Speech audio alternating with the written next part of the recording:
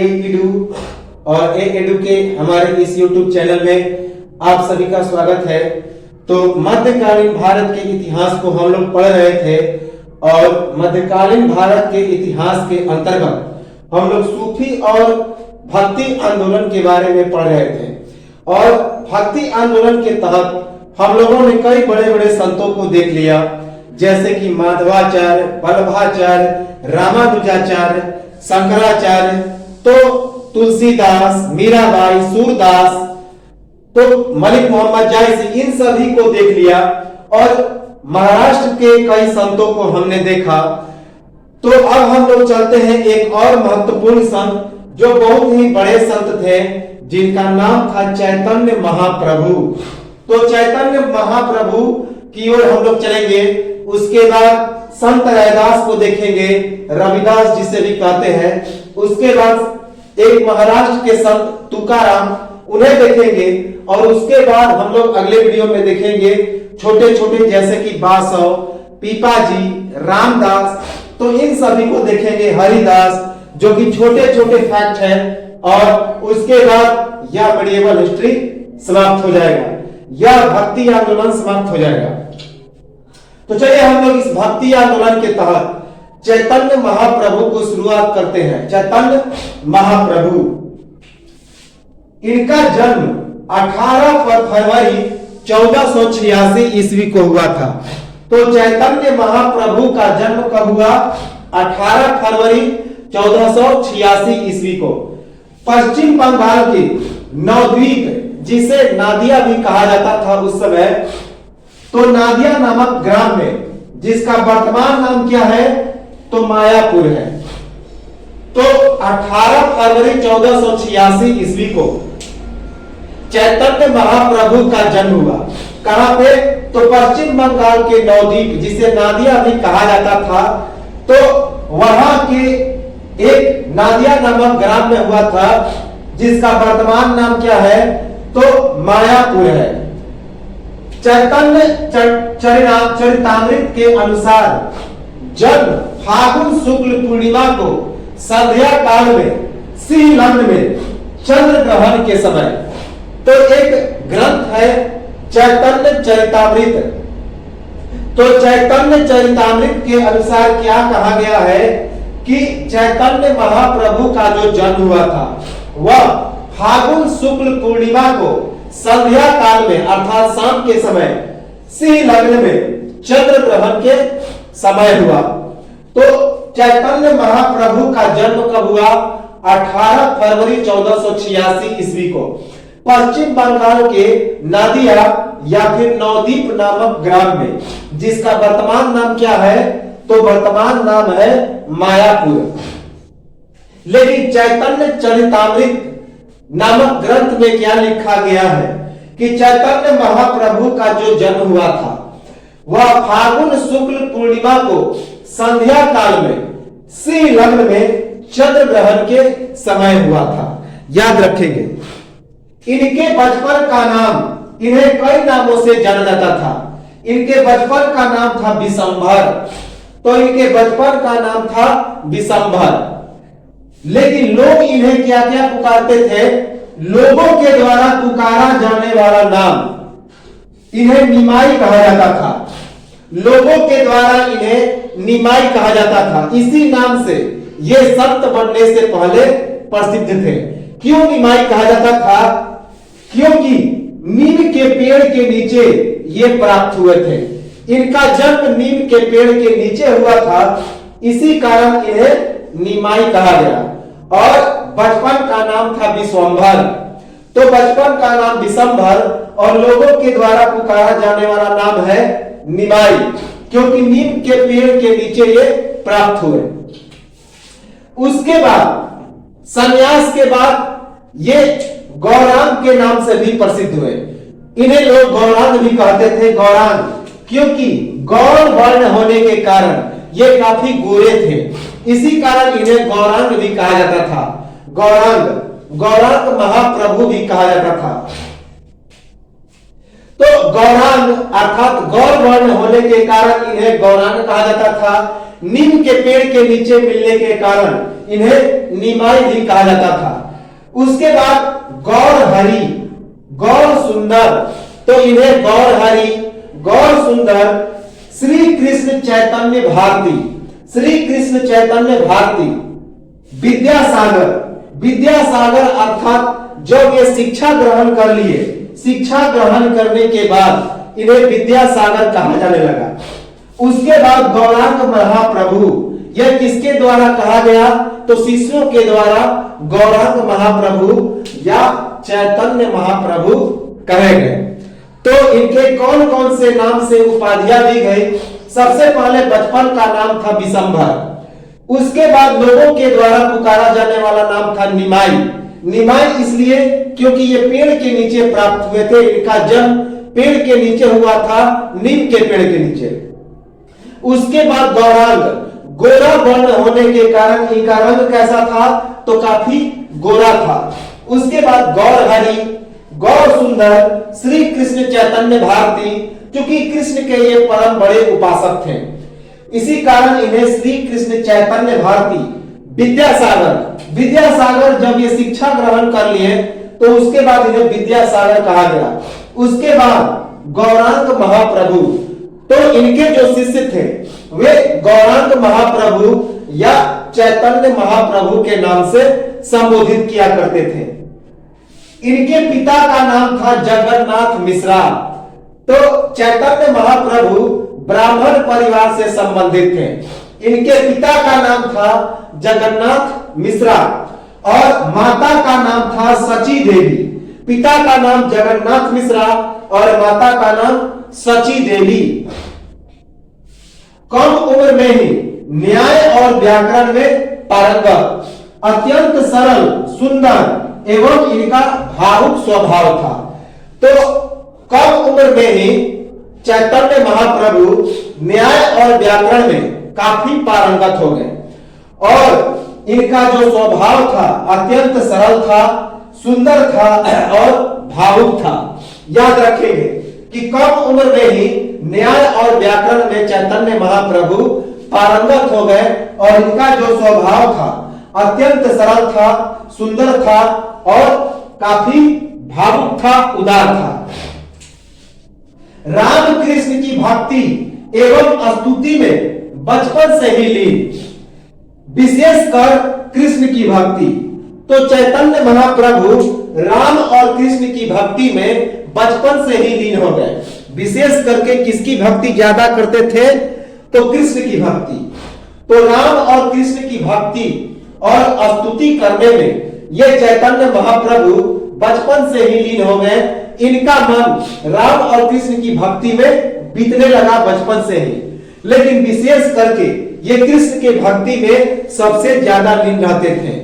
तो कृष्ण की भक्ति को यह दिनचर्या बना लिए थे। इनका विवाह 1501 ईस्वी में लक्ष्मी प्रिया से हुआ। 1501 ईस्वी में लक्ष्मी प्रिया नामक स्त्री से हुआ, लेकिन विवाह के 4 वर्ष उपरांत अर्थात 1505 ईस्वी में लक्ष्मी प्रिया की सर्पदंश से मौत हो गई। तो 1501 ईस्वी में चैतन्य महाप्रभु का विवाह हुआ किसके साथ? तो लक्ष्मी प्रिया नामक एक स्त्री से। लेकिन विवाह के ठीक 4 वर्ष के बाद अर्थात 1505 ईस्वी में लक्ष्मी प्रिया की सर्प के डसने से मौत हो गई, सर्पदंश से मौत हो गई। इसके बाद इन्होंने दूसरा विवाह किया। क्योंकि परिवार को चलाना असंभव हो रहा था तो इन्होंने अपनी पहली पत्नी की मृत्यु के बाद दूसरा विवाह किया। किससे? तो नवदीप के राज पंडित सनातन की पुत्री विष्णु प्रिया से। तो इन्होंने दूसरी विवाह किया किससे? नवदीप अर्थात नादिया के राज पंडित सनातन की पुत्री जिसका नाम था विष्णु प्रिया। तो विष्णु प्रिया से इन्होंने विवाह किया। इनकी यह दूसरी पत्नी थी। इनके गुरु का नाम था ईश्वरपुरी। तो चैतन्य महाप्रभु के गुरु का नाम था ईश्वरपुरी। ईश्वरपुरी ने कृष्ण कृष्ण रटने को कहा। तो ईश्वरपुरी ने ही चैतन्य महाप्रभु को कृष्ण की भक्ति करने का उपदेश दिया, बार बार कृष्ण कृष्ण रटने को कहा, तो यही इनके गुरु भी बने। इनसे मुलाकात कब हुई? बिहार के गया जिले में पिता के श्राद्ध के दौरान इनसे मुलाकात हुई। कब?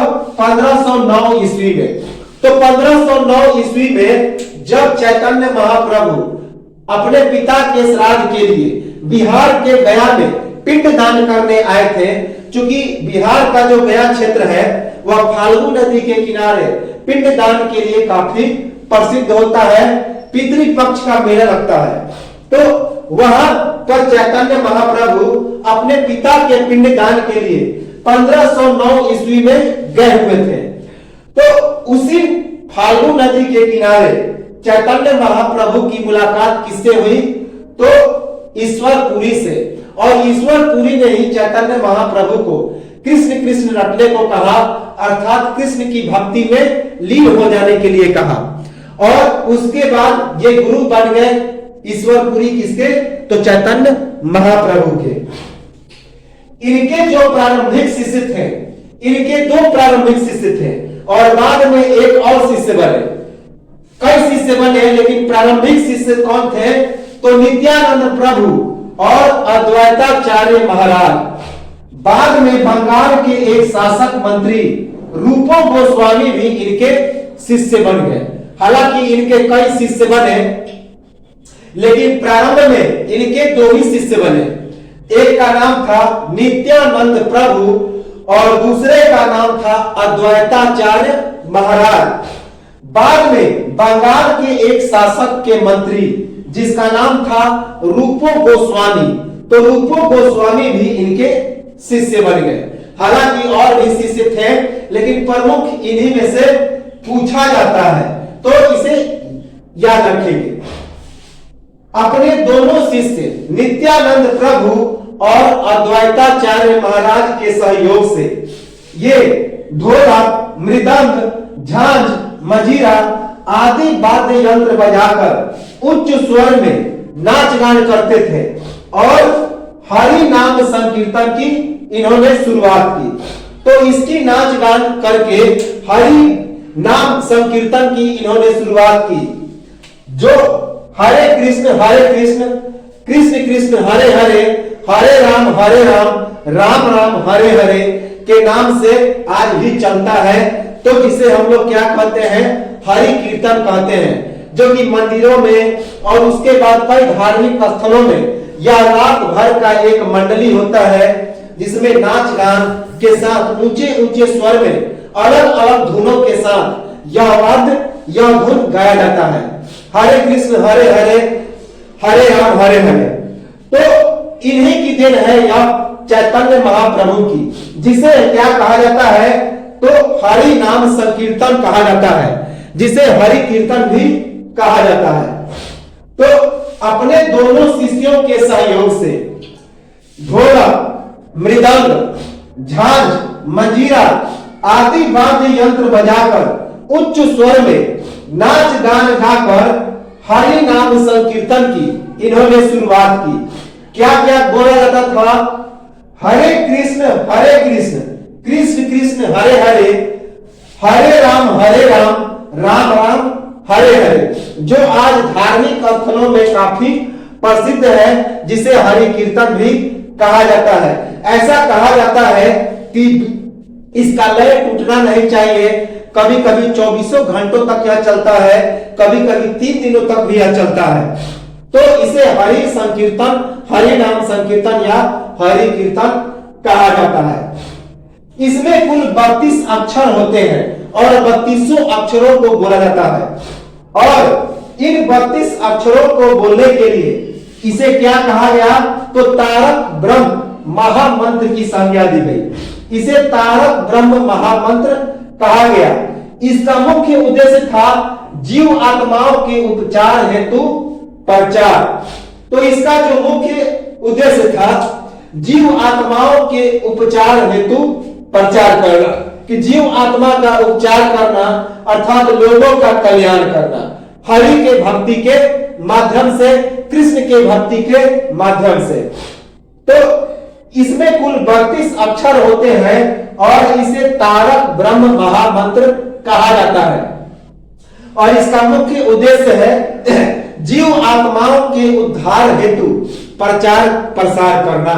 याद रखिएगा, तारक ब्रह्म महामंत्र यह पूछा गया है।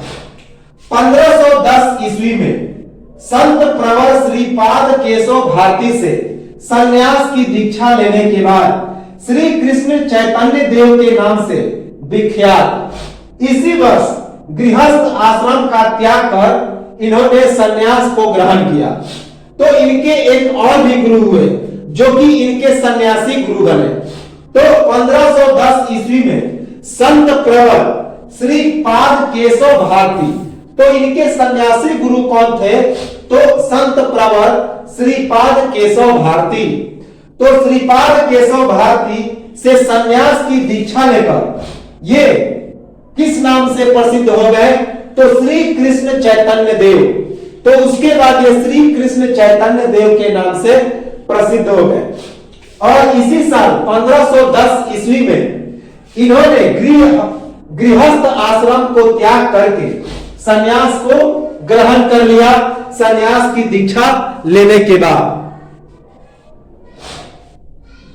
सन्यास ग्रहण करने के उपरांत पहली बार जगन्नाथ मंदिर की यात्रा तथा वहीं पर सार्वभौम भट्टाचार्य के द्वारा शस्त्रास्त्र की दीक्षा। तो इसके तीसरे गुरु बने सार्वभौम भट्टाचार्य। लेकिन चैतन्य महाप्रभु के अपार भक्ति और षड्भुज रूप को देखकर सार्वभौम भट्टाचार्य चैतन्य महाप्रभु के शिष्य बन गए। तो जो गुरु बने थे अब वही शिष्य बन गए। तो जब इन्होंने संन्यास ग्रहण कर लिया तो संन्यास ग्रहण करने के बाद इनकी पहली यात्रा कहां पे हुई? तो पुरी की जगन्नाथ यात्रा। तो पुरी में जगन्नाथ का मंदिर है, शिव का मंदिर है। तो संन्यास ग्रहण करने के बाद इनकी जो पहली यात्रा हुई, पहला तीर्थाटन हुआ, वह पुरी का जगन्नाथ यात्रा था। पुरी की जगन्नाथ मंदिर की यात्रा था और वहां पर इन्होंने शस्त्रास्त्र की दीक्षा ली। अर्थात शस्त्र चलाने की, अस्त्र और शस्त्र की विद्या की दीक्षा किससे ली? तो वहीं पर के एक गुरु सार्वभौम भट्टाचार्य के द्वारा। तो सार्वभौम भट्टाचार्य के द्वारा इन्होंने शस्त्रास्त्र की दीक्षा ली। और लेकिन सार्वभौम भट्टाचार्य चैतन्य महाप्रभु के अपार भक्ति और षड्भुज रूप को देखकर ये उनके शिष्य बन गए। तो सार्वभौम भट्टाचार्य ही शिष्य बन गए। तो याद रखेंगे। और उसके बाद ये चैतन्य महाप्रभु के शिष्य बन गए। तो 3 गुरु हुए चैतन्य महाप्रभु के। तो चैतन्य महाप्रभु के एक जो गुरु हुए वे शस्त्र सिखाने वाले, दूसरे सन्यास और तीसरे कृष्ण की भक्ति सिखाने वाले। तो एक ईश्वरपुरी, दूसरे जो गुरु हुए वे सार्वभौम भट्टाचार्य हुए और तीसरे जो इनके गुरु हुए केशव भारती हुए। याद रखेंगे, सार्वभौम भट्टाचार्य के द्वारा गौरांग या चैतन्य महाप्रभु की सत श्लोकी स्तुति की रचना जो चैतन्य शतक के नाम से प्रसिद्ध हुआ। इंपॉर्टेंट किताब है, इसे याद रखेंगे। तो चैतन्य शतक जिसमें 100 श्लोकों की स्तुति है। तो सार्वभौम भट्टाचार्य ने एक किताब की रचना की जिसका नाम था सत श्लोकी स्तुति। अर्थात इसमें 100 श्लोक की रचना थी और इस किताब का नाम है चैतन्य शतक। तो सत श्लोकी स्तुति का नाम क्या है? चैतन्य शतक। इसकी रचना किसने की? इनके शिष्य सार्वभौम भट्टाचार्य ने। तो सार्वभौम भट्टाचार्य के द्वारा गौरांग या फिर चैतन्य महाप्रभु की सत श्लोकी स्तुति की एक रचना की गई जिसे चैतन्य शतक के नाम से जाना गया। चैतन्य शतक मोस्ट इंपॉर्टेंट किताब है। उड़ीसा के सूर्यवंशी सम्राट गजपति महाराज प्रताप रुद्र देव के द्वारा श्री कृष्ण के अवतार की उपाधि देकर भक्त के रूप में स्वयं को स्वीकार है। तो उड़ीसा के गजपति शासक, उड़ीसा का जो सूर्यवंशी सम्राट था, गजपति शासक महाराज प्रताप रुद्रदेव। तो उड़ीसा का सूर्यवंशी सम्राट गजपति शासक महाराज प्रताप रुद्रदेव ने चैतन्य महाप्रभु को क्या कहा? तो इसने श्री कृष्ण का अवतार कहा। चैतन्य महाप्रभु को श्री कृष्ण का अवतार कहा और उसके बाद यह उपाधि देकर वह जो गजपति शासक था महाराज प्रताप रुद्रदेव, वह चैतन्य महाप्रभु का शिष्य बन गया। याद रखेंगे, वह भक्त के रूप में स्वीकार कर लिया अपने आप को, तो वह चैतन्य महाप्रभु का एक गहन भक्त बन गया। तो उड़ीसा के सूर्यवंशी सम्राट गजपति प्रताप रुद्रदेव के द्वारा चैतन्य महाप्रभु को श्री कृष्ण का अवतार की उपाधि दी गई, श्री कृष्ण का अवतार। और उसके बाद यह उपाधि देकर वह अपने आप को चैतन्य महाप्रभु के भक्त के रूप में स्वीकार कर लिया। संन्यास ग्रहण करने के बाद नीलांचल अर्थात पुरी, दक्षिण भारत के श्रीरंग क्षेत्र, सेतु बांध रामेश्वर सेतु तथा 1515 ईस्वी में विजयादशमी के दिन वृंदावन की यात्रा। कब? कार्तिक पूर्णिमा के दिन। वृंदावन की यात्रा कब की? कार्तिक पूर्णिमा के दिन। वृंदावन पहुंचकर तला हुआ इमली का भोजन किया और अक्रूर घाट पर वे निवास किए। तो संन्यास ग्रहण करने के बाद वे कहां कहां यात्रा किए, कहां कहां तीर्थ किए? तो सबसे पहले अभी हमने बताया उन्होंने पुरी की जगन्नाथ यात्रा की, जिसे नीलांचल भी कहा जाता है। तो संन्यास ग्रहण करने के बाद नीलांचल अर्थात पुरी, उसके बाद दक्षिण भारत के श्रीरंग क्षेत्र, उसके बाद सेतु बांध और 1515 ईस्वी में विजयादशमी के दिन वृंदावन की यात्रा की और कार्तिक पूर्णिमा के दिन वे वृंदावन पहुंचे और वृंदावन पहुंचकर तला हुआ इमली का भोजन किया, इमली को तल के भोजन किया और उसके बाद कहां पे अपना निवास स्थान बनाया? तो अक्रूर घाट पर। तो वृंदावन के अक्रूर घाट पर वे रहने लगे, याद रखेंगे। उसके बाद वे कहां कहां गए?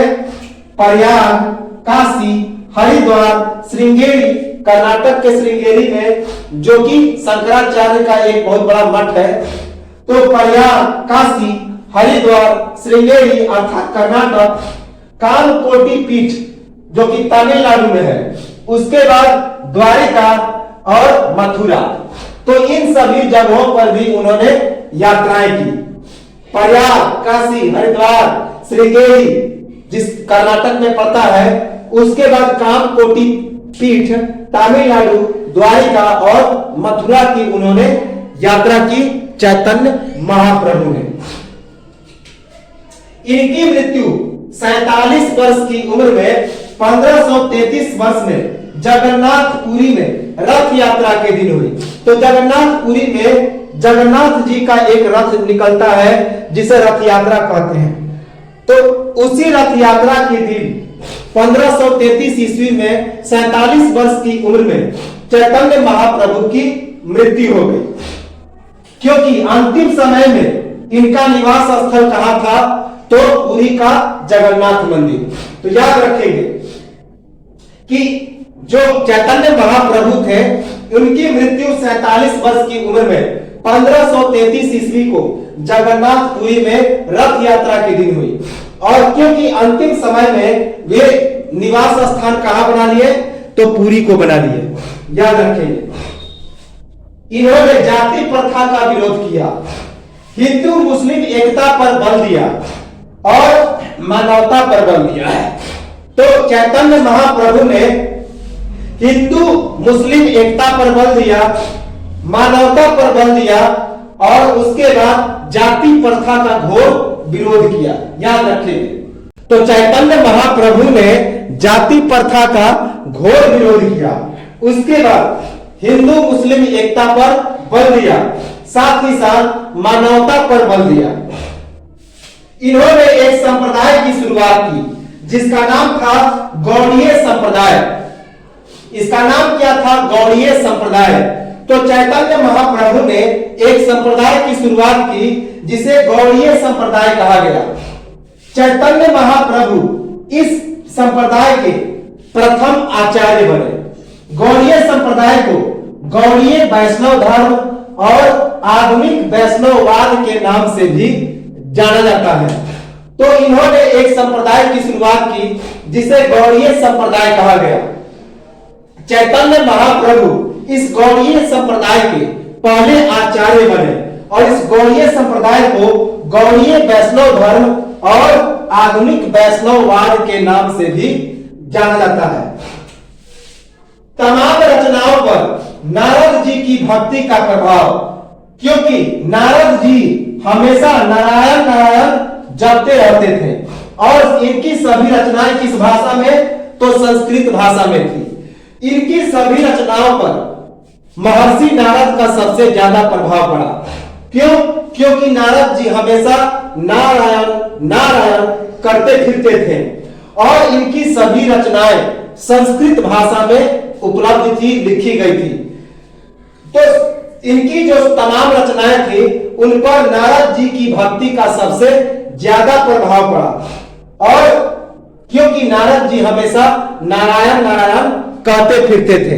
और उसके बाद इनकी जो सभी रचनाएं थी वे कौन सी भाषा में? तो इनकी सभी रचनाएं संस्कृत भाषा में थी। याद रखें, मानव को एक सूत्र में पिरोते हुए एकेश्वर को समझाने के लिए मुक्ति सूत्र का आह्वान किया। क्या था? कृष्ण केशव कृष्ण केशव कृष्ण केशव परियाम। उसके बाद राम राघव रक्षयाम। तो इन्होंने मानव को एक सूत्र में पिरोते हुए एक ईश्वर को, अर्थात इन्होंने एक ईश्वर पर बल दिया, एक ईश्वर को समझाने के लिए एक मुक्ति सूत्र का आह्वान किया। मुक्ति सूत्र, वह मुक्ति सूत्र क्या था? तो कृष्ण कृष्ण कृष्ण केशव कृष्ण केशव कृष्ण केशव पहियाम, कृष्ण केशव कृष्ण केशव कृष्ण केशव पहियाम, राम राघव रक्षयाम। तो इन्होंने यह क्या किया? इसे मुक्ति सूत्र कहा।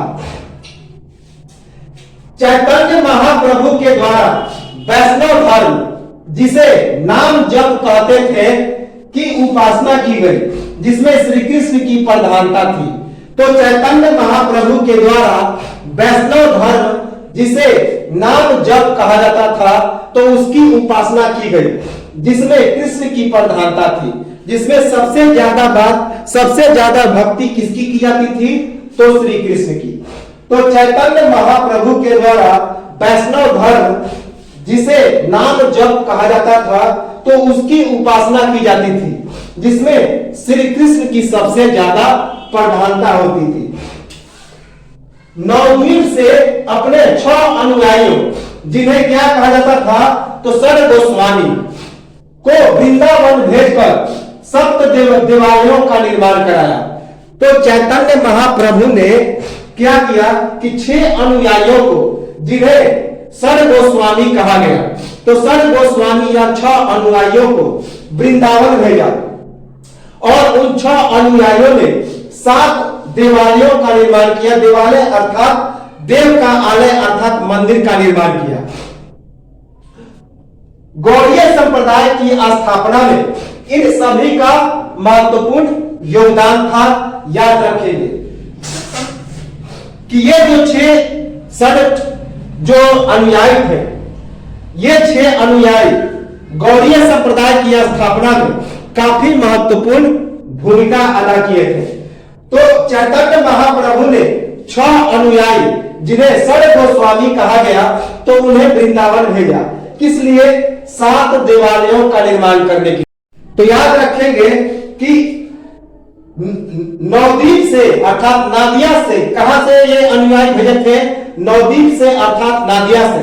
तो नादिया से अपने 6 अनुयायियों, जिन्हें सर गोस्वामी कहा गया, तो उन्हें वृंदावन भेजा 7 देवालयों की स्थापना के लिए, 7 मंदिरों की स्थापना के लिए, और इन्हें और ये जो 6 अनुयायी थे गौड़ीय संप्रदाय की स्थापना में काफी महत्वपूर्ण भूमिका अदा किया। ये जो षड गोस्वामी थे कौन कौन थे? तो पहले का नाम था श्री गोपाल भट्ट गोस्वामी। श्री गोपाल भट्ट गोस्वामी दक्षिण भारत का भ्रमण कर गौरांग के द्वारा इनके घर 4 माह ठहराव। तो यह जो गौरांग थे चैतन्य महाप्रभु थे, दक्षिण के भ्रमण करने के बाद इन्हीं गोपाल भट्ट स्वामी के यहां 4 महीने रहे थे। दूसरे जो संत थे उनका नाम था श्री चैतन्य महाप्रभु। देखिए जो दूसरे जो संत थे वे काफी इंपॉर्टेंट माने जाते हैं क्योंकि ये सबसे युवा थे, इसी कारण एग्जाम में उनके बारे में पूछा जाता है। और वे निजी जो चैतन्य महाप्रभु थे उनके निजी सचिव के सहायक थे जिनका नाम था श्री रघुनाथ दास गोस्वामी। इनके बारे में एग्जाम में पूछा जाता है। श्री रघुनाथ दास गोस्वामी, श्री रघुनाथ दास गोस्वामी ये सबसे युवा थे, 6 अनुयायियों में सबसे युवा थे, कम उम्र के थे। चैतन्य महाप्रभु के निजी सचिव जिनका नाम था स्वरूप दामोदर। तो स्वरूप दामोदर के ये क्या थे? तो निजी सहायक थे। और गौरांग के अंतिम इन्होंने दर्शन किया था। तो गौरांग अर्थात चैतन्य महाप्रभु की जब मृत्यु हुई तो उनका इन्होंने अंतिम दर्शन भी किया था, याद रखेंगे। उसके बाद जो अगले थे श्री रघुनाथ भट्ट गोस्वामी। श्री रघुनाथ भट्ट गोस्वामी हमेशा कृष्ण की जाप करते रहते थे। तो ये हमेशा कृष्ण को जपते थे और हमेशा भागवत गीता का पाठ पढ़ाया करते थे। राधा कुंड के तट पर इनका निवास स्थल था। तो राधा कुंड के तट पर इनका निवास स्थल था। किसका? श्री रघुनाथ भट्ट गोस्वामी। ये क्या थे? हमेशा कृष्ण का जप करते रहते थे, हमेशा भागवत गीता पढ़ते थे और लोगों को सुनाया करते थे। राधा कुंड के तट पर इनका निवास स्थान था। इसके बाद जो अगले अनुयायी थे उनका नाम था श्री रूप गोस्वामी। तो श्री रूप गोस्वामी इनका जन्म 1493 ईस्वी में हुआ था। श्री रूप गोस्वामी का जन्म 1493 ईस्वी में हुआ था। सबसे अल्प आयु में अर्थात 22 वर्ष की उम्र में ही ये गृह को त्याग करके सन्यासी बन गए। तो 22 वर्ष की उम्र में ही इन्होंने गृह को त्याग दिया और उसके बाद क्या बन गए? तो सन्यासी बन गए। 51 वर्ष ब्रज में निवास, 51 वर्ष तक यह अवध के ब्रज में निवास किए। उत्तर प्रदेश का जो अवध है वहां की खड़ी बोली क्या कही जाती है? तो ब्रज कही जाती है। तो अवध के ब्रज में इन्होंने 51 वर्षों तक निवास किया। उसके बाद श्री सनातन गोस्वामी ये चैतन्य महाप्रभु के सबसे इंपॉर्टेंट शिष्य थे। तो चैतन्य महाप्रभु के सबसे इंपॉर्टेंट शिष्य, सबसे महत्वपूर्ण शिष्य कौन थे? तो श्री सनातन गोस्वामी। इन्होंने अनेक ग्रंथों की भी रचना की और ये श्री रूप गोस्वामी के बड़े भाई थे। और सभी जितने सारे जो अनुयायी थे, जितने सारे शिष्य थे, उन सभी शिष्यों में सबसे उम्रदराज थे, सबसे ज्येष्ठ थे, सबसे बड़े थे। उसके बाद अगले जो अनुयायी थे, अगले जो शिष्य थे, उनका नाम था श्री जीव गोस्वामी। श्री जीव गोस्वामी इनके पिता का नाम था वल्लभ अनुपम। इनके पिता का नाम था वल्लभ अनुपम। याद रखेंगे इनका जन्म 1533 ईस्वी में हुआ था। इनके चेहरे पर चमक था और आंखें कमल के समान थी। तो श्री रूप गोस्वामी के द्वारा इन्होंने भागवत गीता की दीक्षा ली। वृंदावन में इन्होंने एक मंदिर का भी निर्माण किया। तो श्री जीव गोस्वामी के पिता का नाम क्या था? वल्लभ अनुपम। इनका जन्म 1533 ईस्वी में हुआ।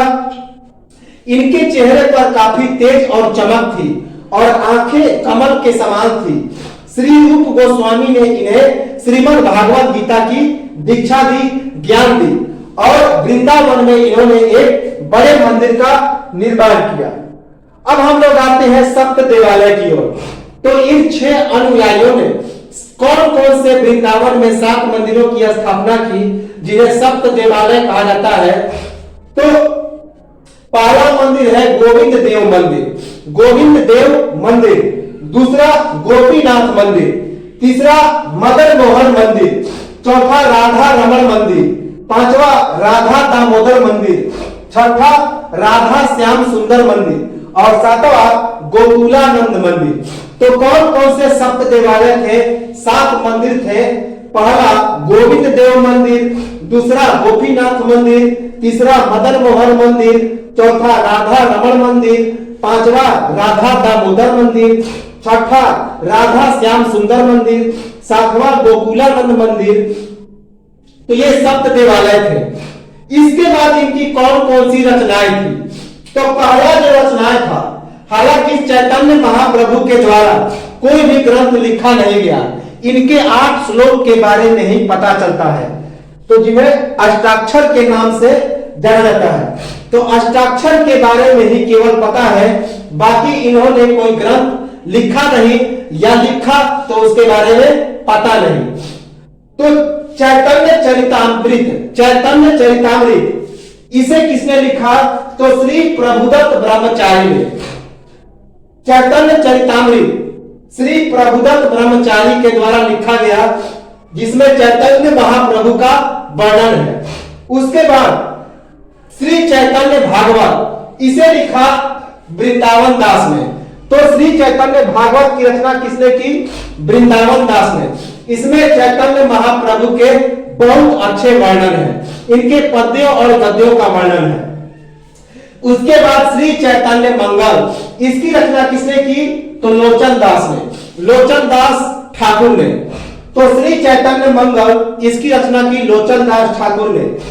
अमिया निराय चरित, तो अमिया निराय चरित। उसके बाद चैतन्य शतक, चैतन्य शतक के हम अभी हमने बताया, इसमें 100 श्लोक की यह एक स्तुति है। तो चैतन्य का लिखा हुआ कोई ग्रंथ उपलब्ध नहीं है, ये चैतन्य के कोई ग्रंथ नहीं है, इन्हें चैतन्य ने नहीं लिखा। तो चैतन्य चरितामृत को किसने लिखा? श्री प्रभुदत्त ब्रह्मचारी ने। श्री चैतन्य भागवत को किसने लिखा? वृंदावन दास ने। जबकि श्री चैतन्य मंगल की रचना किसने की? श्री लोचन दास ठाकुर ने। उसके बाद अमीय निराय चरित, चैतन्य शतक, ये सभी चैतन्य महाप्रभु के बारे में लिखे गए ग्रंथ। चैतन्य का लिखा हुआ कोई भी ग्रंथ उपलब्ध नहीं है। चैतन्य महाप्रभु के द्वारा लिखा हुआ केवल 8 ही श्लोक उपलब्ध है। कितने श्लोक उपलब्ध है? तो केवल 8 श्लोक उपलब्ध है, जिन्हें शिक्षाष्टक कहा जाता है। शिक्षाष्टक अर्थात 8 श्लोकों का एक स्तुति। तो चैतन्य महाप्रभु के द्वारा लिखा हुआ केवल 8 श्लोक उपलब्ध है, जिन्हें शिक्षाष्टक कहा जाता है। गौरंग के विचारों का संकलन श्री कृष्णदास के द्वारा रचित चैतन्य चरितामृत में, जिसकी रचना 1590 ईस्वी में हुई। तो गौरंग के विचारों का संकलन किस किताब में किया गया? तो श्री कृष्णदास के द्वारा रचित चैतन्य चरितामृत में। कब इसकी रचना हुई? तो 1590 ईस्वी में। चैतन्य चरितामृत की रचना हुई 1590 ईस्वी में। किसके द्वारा? श्री कृष्णदास के द्वारा। और इसी किताब में गौरांग के विचारों अर्थात चैतन्य महाप्रभु के विचारों का संकलन है। वैष्णव धर्म के परम प्रचारक एवं भक्ति काल के एक महत्वपूर्ण संत कवि। तो चैतन्य महाप्रभु वैष्णव धर्म के परम प्रचारक थे और भक्ति काल के एक महत्वपूर्ण संत कवि थे। तो ये तो थे चैतन्य महाप्रभु। अब हम लोग आते हैं एक महत्वपूर्ण नीच जाति के संत, जिनका नाम था संत रविदास या भक्त रैदास। तो भक्त रैदास या संत रविदास, इन्हें रविदास, रैदास इन सभी नाम से जाना जाता है। तो संत रैदास और भक्त रविदास, इनके बारे में हम लोग सुने तो इनका जन्म 1398 ईस्वी में काशी, उत्तर प्रदेश के काशी जिले में हुआ था। ये कौन सी जाति के थे? तो चमार जाति के थे। तो संत रविदास या भक्त रैदास का जन्म 1398 ईस्वी को काशी में हुआ था। ये जाति से चमार थे। इनके गुरु कौन थे? इनके गुरु रामानंद थे। ये रामानंद के एक प्रिय शिष्यों में से एक थे। ऐसा कहा जाता है कि रामानंद के 12 शिष्यों में ये सबसे प्रिय शिष्य थे। तो संत रविदास का जन्म 1398 ईस्वी में काशी में हुआ। जाति से चमार थे। इनके जो गुरु थे वे रामानंद थे। रामानंद के ये सबसे प्रिय शिष्य थे। इनका जो पैतृक व्यवसाय था, अर्थात इनके जो पिता और इनका जो व्यवसाय था वह जूता बनाना था। इनके पिता का व्यवसाय जूता बनाना था। प्रियदासकृत भक्तमाल की टीका के अनुसार चित्तौड़ की झाड़ा रानी शिष्या जो महाराणा सांगा की पत्नी थी, तो प्रियदास ने एक रचना की थी जिसका नाम था भक्तमाल की टीका। तो प्रियदास ने भक्तमाल नामक पुस्तक का टीका लिखा। क्या लिखा? भाष्य लिखा। तो इस पुस्तक में क्या लिखा गया कि चित्तौड़ की झाड़ा रानी इनकी शिष्या थी। चित्तौड़ की झाड़ा रानी इनकी शिष्या थी। किसकी? संत रविदास की। और यह जो झाड़ा रानी थी राणा सांगा की क्या थी? तो पत्नी थी। राणा सांगा सिसोदिया वंश का एक शासक था। हम लोग इसे पढ़ चुके हैं। तो राणा सांगा की क्या थी? पत्नी थी। इनके पिता का नाम था रघु। तो संत रविदास के पिता का नाम क्या था? रघु। और माता का नाम था घुरबिनिया। तो पिता का नाम था रघु और माता का नाम था घुरबिनिया। इनकी मृत्यु 1518 ईस्वी में हुई। तो संत रविदास की मृत्यु कब हुई? 1518 ईस्वी में। इनका एक सबसे प्रसिद्ध वाक्य है, मन चंगा तो कठौती में गंगा। मन चंगा तो कठौती में गंगा। इनके समकालीन संत कौन थे? तो कबीरदास। समकालीन संत थे कबीरदास। ऐसा कहा जाता है कि एक बार विद्वानों का झुंड, लोगों का झुंड गंगा स्नान के लिए जा रहा था। तो उन्होंने संत रविदास से कहा कि आप भी चलिए गंगा स्नान करने और पाप को धो लीजिए। तो इन्होंने कहा कि ठीक है, हम तो गंगा स्नान में जाकर पाप को धो लेंगे, लेकिन मुझे एक पुण्य का काम करना है। किसी व्यक्ति को जूता बनाकर आज शाम तक दे देना है। तो यदि जूता बनाकर उन्हें दे दूंगा तो मेरे लिए यह सबसे बड़ी पुण्य की बात होगी। तो उन्होंने क्या कहा? इसी पर उन्होंने कहा कि मन चंगा तो कठौती में गंगा। अगर आपका मन साफ है तो कठौती में यदि आपके पास एक लोटा पानी भी है तो वह गंगा की तरह पवित्र होगा। तो यदि आपका मन साफ है तो आपके पास गंगा नदी है, और आपका मन मैला है तो आपसे गंगा काफी दूर है। तो इसी कारण उन्होंने कहा मन चंगा तो कठौती में गंगा। इनके समकालीन संत थे संत कबीर। तो कबीरदास इनके समकालीन संत थे। ये दयालु थे, परोपकारी थे, उदार थे, लेकिन अनपढ़ थे। तो परोपकारी, दयालु, उदार थे, लेकिन अनपढ़ थे। और ये कभी कभी संतों को मुफ्त में जूता बना बना के दे दिया करते थे, फ्री में जूता बना के दे दिया करते थे। इसी कारण संतों पर इनका गहरा प्रभाव पड़ा।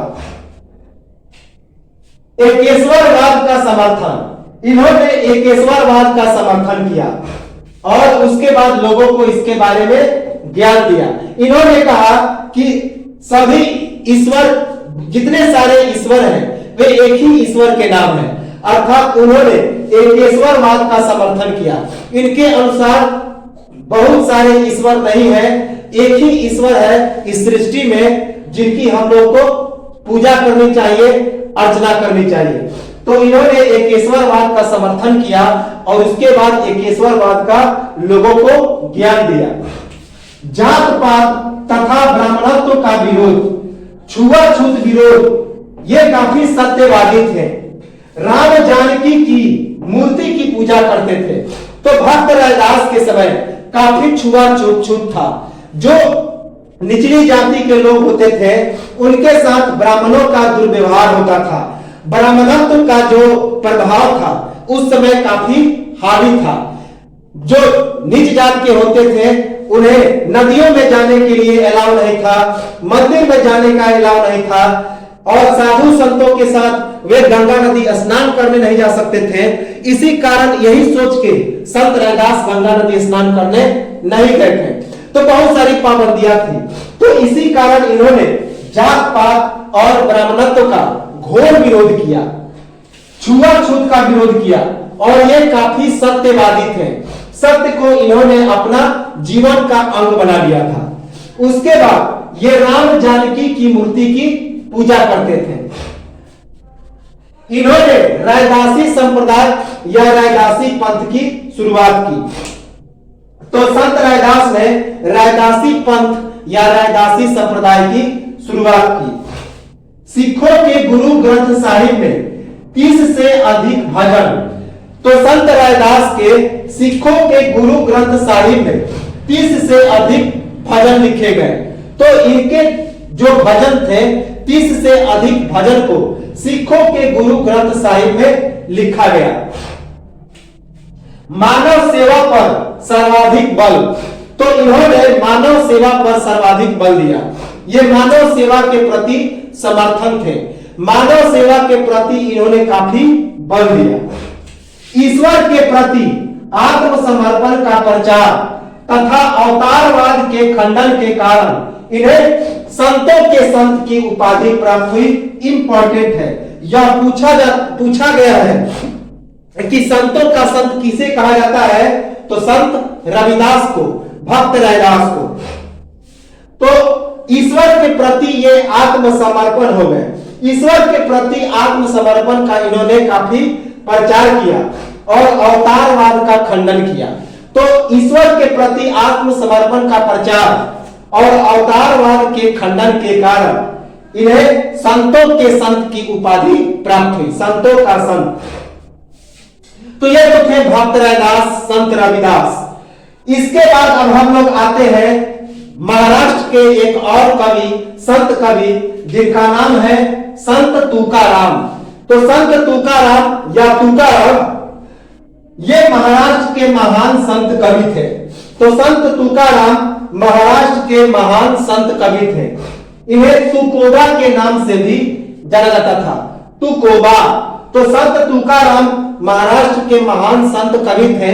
इन्हें तुकोबा के नाम से भी जाना जाता था। इनका जन्म 1598 ईस्वी को हुआ था, पुणे जिले के देह नामक ग्राम में। तो पुणे जिले के देह नामक ग्राम में संत तुकाराम का जन्म हुआ 1598 ईस्वी को। इनकी माता का नाम कनकाई देवी था। तो संत तुकाराम के माता का नाम क्या था, कनकाई देवी, जबकि पिता का नाम था बेलहोबा, जिसे बहेबा भी कहा जाता था। तो पिता का नाम था बेलहोबा, जिसे बहेबा भी कहा जाता था। 18 वर्ष की उम्र में माता पिता का स्वर्गवास तथा पत्नी एवं पुत्र की भी मौत हो गई। 18 वर्ष की उम्र में इनके माता पिता का क्या हो गया, तो स्वर्गवास हो गया, मृत्यु हो गई। जब ये 18 वर्ष के थे संत तुकाराम, तो इनके माता और पिता की मृत्यु हो गई। जिस प्रकार बचपन में तुलसीदास के माता पिता की मृत्यु हो गई थी। पर उसके बाद 1629 ईस्वी में, 1629 से 1630 ईस्वी में इनके क्षेत्र में भयानक अकाल पड़ा। तो इसी अकाल के कारण काफी धन और जन की क्षति हुई और इनके एक पुत्र और पत्नी की मौत हो गई। तो इसके बाद उन्होंने दूसरी शादी की, जिसका नाम था जीजाबाई। वह काफी क्रूर पत्नी थी, उसका व्यवहार काफी टेढ़ा था। तो 18 वर्ष की उम्र में माता पिता का स्वर्गवास हो गया तथा पत्नी एवं पुत्र की भी मौत हो गई। ये बहुत बड़े महाजन थे।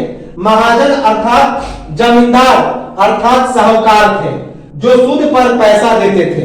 तो ये बहुत बड़े महाजन थे, जमींदार थे और साहूकार थे। देह के समीप भावनाथ पहाड़ी पर भगवान विठल की उपासना। तो ये अपने देह गांव के समीप एक भावनाथ की पहाड़ी पर यह क्या करते थे? तो भगवान विठल की उपासना करते थे, विष्णु की उपासना करते थे।